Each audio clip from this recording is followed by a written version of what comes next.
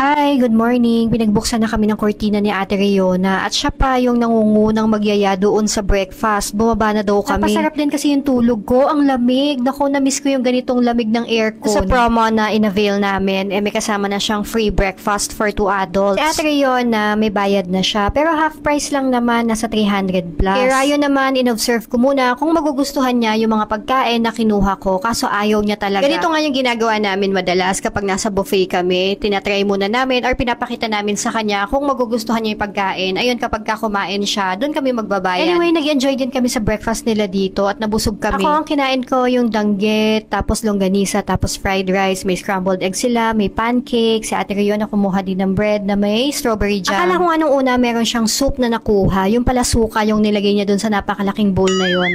Pag-akyat naman namin sa kwarto, nag-init ako ng tubig. Iinitin ko yung mga pagkain na dala namin kahapon. Yan, tinanggal ko muna itong mga saba, tsaka yung itlog. Dito ko ilalagay yung food ni Ryan. Yung kanyang adobo. Panis na kaya itong kanin? Amoyin ko muna.